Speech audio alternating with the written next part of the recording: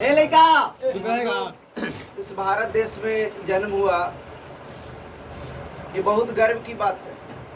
और दूसरा गर्व की बात है कि हम बिहार में पैदा लिए, और तीसरा गर्व की बात है कि इस मगध की धरती पर जन्म लिए, जहाँ विदेशों से लोग हमारे बोध गया में, ये विष्णु और बुद्ध की धरती है।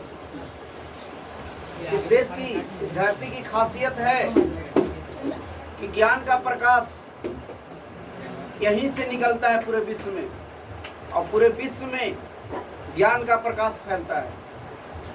लेकिन कुछ लोगों में ये दुर्भाग्य की बात है, इस ज्ञान की प्रकाश को हम लोग हासिल नहीं कर पाते। आज शिक्षक दिवस है। ये शिक्षक दिवस ऐसे तो पूरा विश्व मनाता है अपने अपने, लेकिन रैली में शिक्षक दिवस का शुरुआत गुरु पूर्णिमा से हुआ।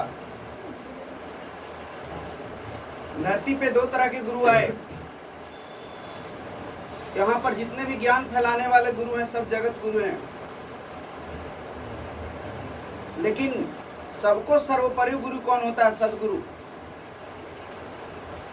जो पूरे संसार को चलाता है, और उसका अवतार इस भारत में हुआ।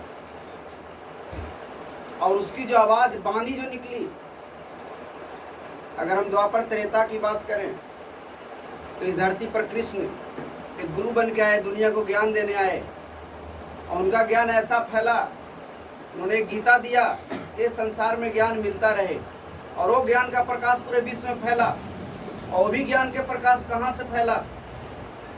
वो भी पहले बिहार ही था। उसके बाद सबसे लास्ट में बुद्ध का प्रकाश जो फैला, वो भी कहाँ से निकलता है? बोध गया से, जो हजारों दूरों तक, विभिन्न देशों तक फैलता है।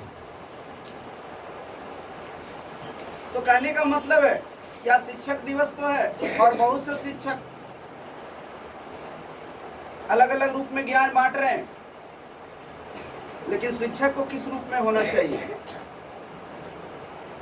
प्रकाश, कुछ शिक्षक आते हैं, प्रकाश फैलाते तो हैं, वो आग बन के फैलाते हैं। वो आग बन के नहीं फैलाना, मुझे आग नहीं चाहिए, मुझे दीपक चाहिए। आग और दीपक में बहुत फर्क है। आग लगता है ना, आग जलता है, लोग सटता है, भागता है, लोग सटता है, कुछ देर में सोता है, उसको बुझाते हैं। तो ऐसे शिक्षा की जरूरत नहीं है। इस चेरकी के धरती पर वैसे शिक्षक की जरूरत है, जिन्होंने दीप बन के लोगों के बीच प्रकाश बांटा। तो दीप का जो प्रकाश होता है, दीप सबको ही जलाते हैं, और उसका जो आनंद आता है, उसका जो सुगंध आता है, वो लोगों तक फैलता है। लेकिन आग का, उससे लोग नफरत करने लगता है कुछ देर बाद। तो इस चेरकी की धरती पे बहुत से इंस्टीट्यूट चल रहे हैं, और बहुत गर्व की बात है कि चेरकी